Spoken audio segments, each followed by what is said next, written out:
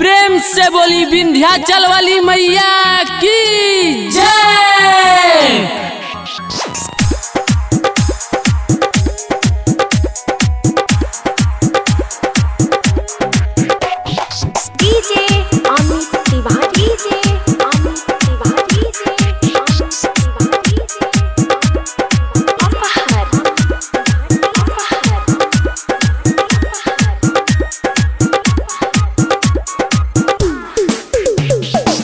लगता तू पिया सहुना रही बा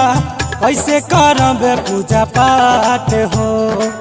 कैसे करब पूजा पाठ हो। सारा सामान कैसे चुनरी ले आई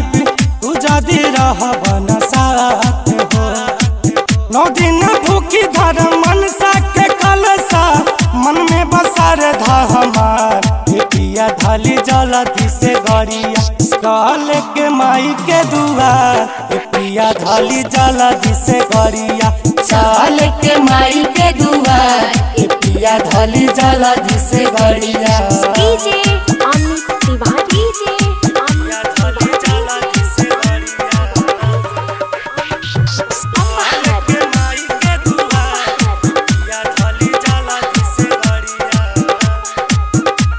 अजय म्यूजिक रिकॉर्डिंग स्टूडियो बरगढ़वा।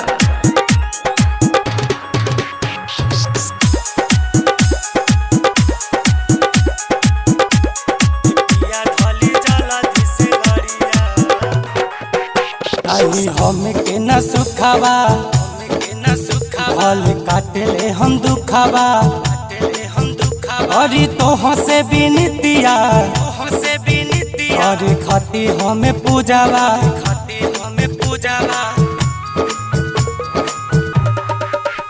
आई हम के न सुखावा फल काटले हम दुखावा अरे तोह से बिनतिया अरे खाती हमें पूजावा बोला न आई बाकी हम चली आई काहे करेला परेशान पिया धाली जलदी से गरिया कहल के माई के दुआ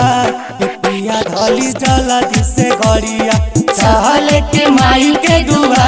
पिया धाली जलदी से गरिया धाली अमित तिवारी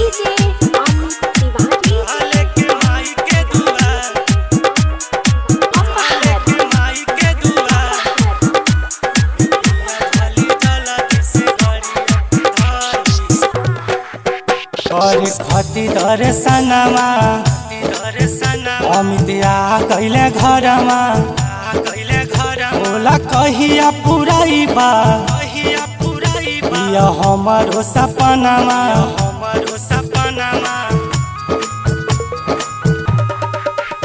और खती दर्शनमा अमित आ गइले घरमा बोला कहिया पुराइबा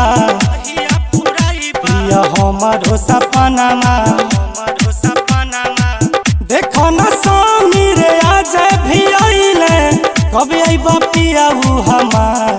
पिया धाली जलदी से गरिया काल के माई के दुआ पिया धाली जलदी से गरिया चाल के माई के दुआ पिया धाली जलदी से गरिया।